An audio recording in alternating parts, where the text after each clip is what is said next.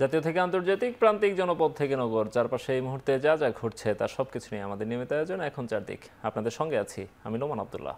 তফসিল ঘোষণার পর লেভেল প্লেয়িং ফিল্ড নিয়ে কঠোর হবে কমিশন। দুপুরে এক ব্রিফিংয়ে এই কথা জানান ইসি সচিব। আরও জানান, এজন্য রাজনৈতিক দলগুলোর সহযোগিতা দরকার। আরও জানান, তফসিল ৩০০ আসনেরই দেয়া হবে। ইসি সচিব বলেন, আদালতের আদেশ অনুযায়ী সংসদীয় আসনের সীমানার বিষয়ে চূড়ান্ত সংশোধনী করা হবে। তফসিল তো ৩০০ আসনেরই দেওয়া হবে, ঠিক আছে? তফসিল ৩০০ আসনেরই দেওয়া হবে। আমি তো আপনাকে বললাম যে গাজীপুর এবং বাগেরহাট নিয়ে যে কথাটা, যে বিষয়টা আসছে, সেটা নিয়ে আমরা কাজ করছি। আদালতের আদেশ অনুযায়ী এটা সংশোধনীটা নেওয়া হচ্ছে। পদত্যাগ করা ছাত্র উপদেষ্টাদের মধ্যে একজন নির্বাচনে অংশ নেবেন বলে জানিয়েছেন পরিবেশ ও বন উপদেষ্টা সৈয়দা রিজওয়ানা হাসান। তিনি বলেন, নির্বাচনের তফসিল ঘোষণার পর তাদের মন্ত্রণালয়ের পুনর্বণ্টন করবেন প্রধান উপদেষ্টা। সাংবাদিকদের প্রশ্নের জবাবে রিজওয়ানা বলেন, সংস্কারের আইনি কাঠামো করে দিয়েছে অন্তর্বর্তী সরকার। কতটুকু বাস্তবায়ন হবে তা নির্ভর করবে পরবর্তী নির্বাচিত সরকারের উপর। দুইজন ছাত্র উপদেষ্টা ছিলেন, তাদের পদত্যাগের পত্র দেওয়ার কথা আপনারা সকলেই জানেন এবং এটাও জানেন যে তফসিল ঘোষণার পরে ওটা কার্যকর হবে। সে প্রেক্ষিতে আজকে তাদেরকে আমরা বিদায় জানালাম, সবাই একসাথে একটু খেলাম, একসাথে ছবি তুললাম। আজকে তফসিল ঘোষণার পরে যদি কোনো নির্দেশনা আসবে, কারণ এখনো তো তাদের পদত্যাগপত্র কার্যকর হচ্ছে না। যখন কার্যকর হচ্ছে তখন এই ফাঁকা হয়ে যাওয়া 3টা মন্ত্রণালয় প্রধান উপদেষ্টা মহোদয় কাকে কাকে দায়িত্ব দেবে সেটা তিনিই চূড়ান্ত করবেন। রাজধানীর কৃষিবিদ ইনস্টিটিউটে দেশ গড়ার পরিকল্পনা কর্মসূচির ৫ম দিনে ভার্চুয়ালি যুক্ত হয়ে বক্তব্য রাখছেন বিএনপির ভারপ্রাপ্ত চেয়ারম্যান তারেক রহমান। সরাসরি চলে যাচ্ছে সেখানে।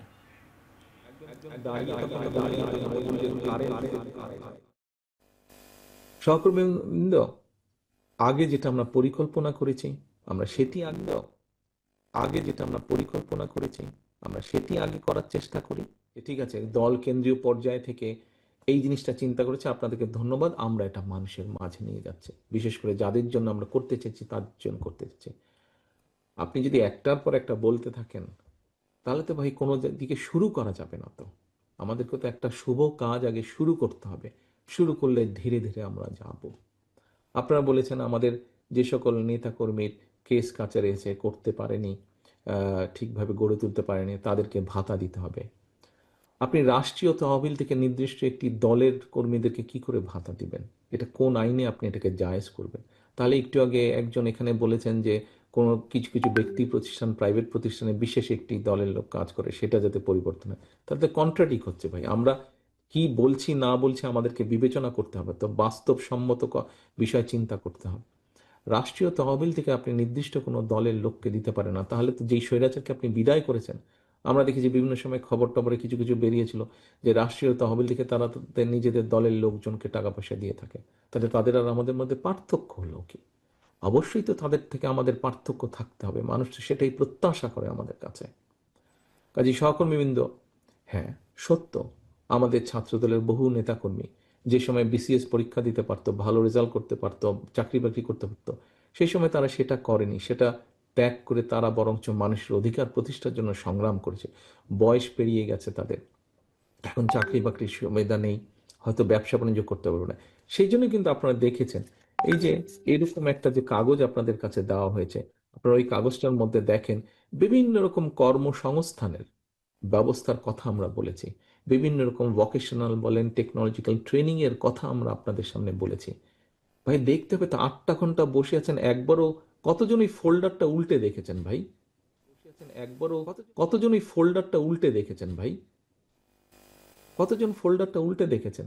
আগে তো দেখতে হবে। আপনাকে একটা জিনিস দিয়ে দিলাম, ওটার মধ্যে যদি এমন কিছু জিনিস দিয়ে দিতাম যেটা আপনার ক্ষতিকারক হতো, তাহলে তো এতক্ষণে লাফালাফি শুরু হয়ে যেত। কিন্তু ওটার মধ্যে এমন জিনিস দেওয়া আছে যেটা আপনার জন্য উপকার। আপনি যেহেতু রাজনীতি করেন, এটা তো একটা রাজনৈতিক ঔষধ। এই অর্থে রাজনৈতিক ঔষধ যে আপনি যখন এই কথাগুলো জনগণকে বলবেন, জনগণ তখন আপনাকে সমর্থন দেবে, আপনার দলকে সমর্থন দেবে। তাহলে কি সেই অর্থে রাজনৈতিক ভিটামিন বা রাজনৈতিক ঔষধ হলো না? তাহলে প্রিয় সহকর্মীবৃন্দ, আমাদেরকে এই কথাগুলো বুঝতে হবে। আপনাকে জনগণের কি চাওয়া সেটি বুঝতে হবে। আমরা অনেক কিছু অনেক বলতে পারি, অনেক কথা বলতে পারি। আমরা খেয়াল করে দেখবেন শহীদ রাষ্ট্রপতি জিয়াউর রহমান, এখানে অনেকেই বোধহয় আছেন যারা শহীদ রাষ্ট্রপতি জিয়াউর রহমানের সময় রাজনীতি করেছেন, ওনার সাথে দেখেছেন, ওনার সাথে কথা বলার সুযোগ হয়েছে। শহীদ রাত্রি বক্তব্য রাখছিলেন বিএনপির ভারপ্রাপ্ত চেয়ারম্যান তারেক রহমান। এতক্ষণ সরাসরি ছিলাম সেখানে। আগামী নির্বাচিত সরকার ও সকল অংশীজনকে ন্যায় বিচার প্রতিষ্ঠার প্রচেষ্টা বজায় রাখার আহ্বান জানিয়েছেন প্রধান বিচারপতি সৈয়দ রিফাত আহমেদ। বিকেলে সুপ্রিম কোর্ট সচিবালয়ে উদ্বোধন শেষে সংবাদ সম্মেলনে তিনি এই আহ্বান জানান। আজকে বাংলাদেশে বিচার বিভাগের স্বাধীনতা প্রতিষ্ঠা, আইনের শাসন প্রতিষ্ঠা এবং মানবাধিকার প্রতিষ্ঠার পথে একটা ঐতিহাসিক দিন। আজকে আমাদের আনুষ্ঠানিকভাবে বাংলাদেশের সুপ্রিম কোর্টের স্বতন্ত্র সচিবালয় স্থাপন করা হলো। আগামীতে যে নির্বাচিত সরকার আসবেন তাদের তো বটেই, এবং আমাদের যত স্টেক হোল্ডার আছে তাদের সবাইকে এই যে ধারাবাহিকতা, এই সচিবালয়ের ধারাবাহিকতা, আইনের শাসন বজায় রাখা, গণতন্ত্রকে বজায় রাখা, এই ধারাবাহিকতা যেন অটুট থাকে। মেট্রো রেলের ভাড়ার উপর ভ্যাট প্রত্যাহারের সিদ্ধান্ত নিয়েছে উপদেষ্টা পরিষদ। একই সাথে রমজান সামনে রেখে কমানো হয়েছে খেজুরের আমদানি কর। উপদেষ্টা পরিষদের সভা শেষে প্রধান উপদেষ্টার প্রেস সচিব জানান, নির্বাচন সামনে রেখে যে কোনো অযৌক্তিক আন্দোলন কঠোর হাতে মোকাবিলার বিষয়েও আলোচনা হয়েছে।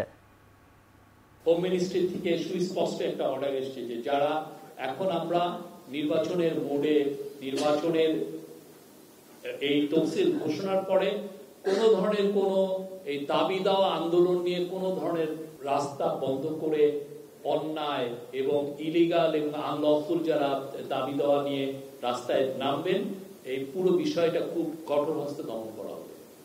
আমরা পুরো জাতি একটা ভালো ইলেকশনের জন্য ওয়েট করছে এবং সেটার জন্য আমরা প্রস্তুতি নিচ্ছি। আমাদের চিন্তা থেকে চেষ্টা পর্যন্ত সব আপনার জন্য।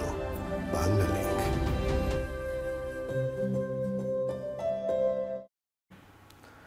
স্বয়ংসম্পূর্ণ চাকরি বিধিমালা প্রণয়ন ও প্রকাশ না করায় আগামীকাল শুক্রবার সকাল 7টা থেকে সর্বাত্মক কর্মবিরতির ঘোষণা দিয়েছেন ডিএমটিসিএল এর কর্মকর্তা কর্মচারীরা। এ সময় সব ধরনের যাত্রী সেবা বন্ধ রাখার কথাও জানান তারা। সংবাদ বিজ্ঞপ্তিতে বলা হয়েছে, সেবা বন্ধ রাখার পাশাপাশি প্রতিদিন ডিএমটিসিএল প্রধান কার্যালয়ের সামনে শান্তিপূর্ণ অবস্থান কর্মসূচি পালন করবেন তারা। ডিএমটিসিএল কর্মকর্তা কর্মচারীরা জানান, 2013 সালে ডিএমটিসিএল প্রতিষ্ঠার 12 বছর পেরিয়ে গেলেও প্রতিষ্ঠানটির 900-র বেশি কর্মকর্তা কর্মচারীর জন্য এখনও কোনো স্বতন্ত্র চাকরি বিধিমালা চূড়ান্ত হয়নি।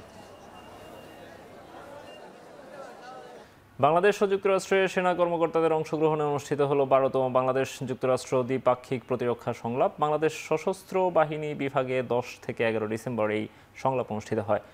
সংলাপে বৈশ্বিক ও আঞ্চলিক নিরাপত্তা, প্রযুক্তি, দুর্যোগ মোকাবিলা, শান্তিরক্ষা কার্যক্রম, যৌথ অনুশীলন, মহড়া ও কর্মশালা সহ নানা ক্ষেত্রে দ্বিপাক্ষিক সামরিক সহযোগিতা বৃদ্ধির বিষয়ে বিস্তারিত আলোচনা করা হয়। সংলাপে বাংলাদেশ প্রতিনিধি দলের নেতৃত্ব দেন সশস্ত্র বাহিনী বিভাগ অপারেশনস ও পরিকল্পনা পরিদপ্তরের মহাপরিচালক ব্রিগেডিয়ার জেনারেল মোহাম্মদ আলী হায়দার সিদ্দিকী এবং যুক্তরাষ্ট্র প্রতিনিধি দলের নেতৃত্ব দেন ব্রিগেডিয়ার জেনারেল সারাহ রুশ। সংলাপে সশস্ত্র বাহিনীর পাশাপাশি পররাষ্ট্র মন্ত্রণালয়, border guard Bangladesh, coast guard সহ বিভিন্ন সংস্থার ঊর্ধ্বতন কর্মকর্তাগণ উপস্থিত ছিলেন। 2012 সাল থেকে বাংলাদেশ যুক্তরাষ্ট্র দ্বিপাক্ষিক প্রতিরক্ষা সংলাপ অনুষ্ঠিত হচ্ছে।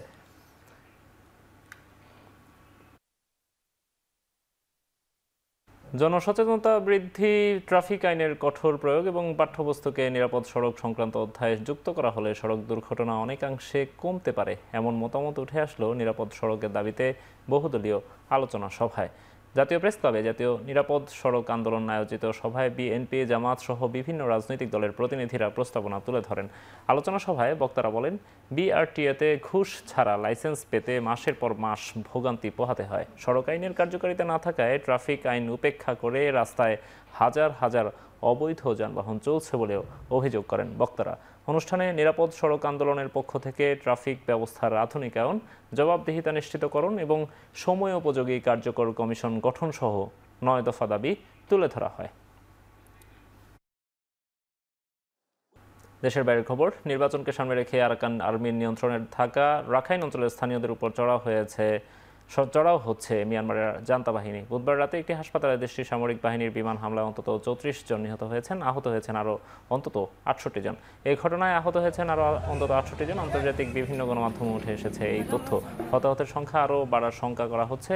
পুরো এলাকায় ছড়িয়ে পড়েছে আতঙ্ক। আন্তর্জাতিক মানবাধিকার দিবসে এই হামলার মধ্য দিয়ে দেশটিতে মানবাধিকার লঙ্ঘনের ঘটনা ঘটেছে বলেও মন্তব্য করেছেন হাসপাতাল কর্তৃপক্ষ। তবে এখনও কিছু জানায়নি মিয়ানমারের জান্তা বাহিনী।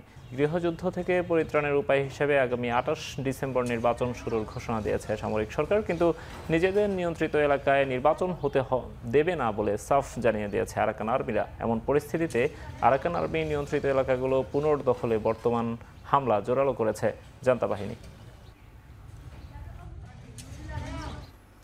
এবার খেলার খবর। বিগ ব্যাশের আসন্ন আসরে হোবার্ট হ্যারিকেন্সের হয়ে মাঠ মাতানোর অপেক্ষায় বাংলাদেশের লেগ স্পিনার রিশাদ হোসেন। এরই মধ্যে দলের সঙ্গে যোগ দিয়েছেন রিশাদ। সবকিছু ঠিক থাকলে দলের প্রথম ম্যাচে মঙ্গলবারে সিডনি থান্ডারের বিপক্ষে দেশের এই খেলোয়াড়ের অভিষেক হতে পারে বেলরিভ ওভালে। বিগ ব্যাশে হোবার্টের জার্সিতে খেলার বিষয়ে সামাজিক যোগাযোগ মাধ্যম ফেসবুকে এক পোস্ট দিয়ে নিজের উচ্ছ্বাস প্রকাশ করেন এই লেগ স্পিনার। দ্বিতীয় বাংলাদেশি খেলোয়াড় হিসেবে বিগ ব্যাশে খেলবেন রিশাদ হোসেন। এর আগে 2013-14 আসরে অস্ট্রেলিয়ার এই ফ্র্যাঞ্চাইজি লিগে খেলার অভিজ্ঞতা রয়েছে সাকিব আল হাসানের। অ্যাডিলেড স্ট্রাইকার্সে বদলি খেলোয়াড় হিসেবে 2 ম্যাচে মাঠে নামেন সাকিব। এর পরের মৌসুমে মেলবোর্ন রেনিগেটসের হয়ে 4 ম্যাচ খেলার সুযোগ পান সাকিব। আসন্ন মৌসুমে রিশাদ ছাড়াও হোবার্ট দলে বিদেশি খেলোয়াড় হিসেবে আছেন ইংল্যান্ডের রেহান আহমেদ এবং পেসার ক্রিস জর্ডান।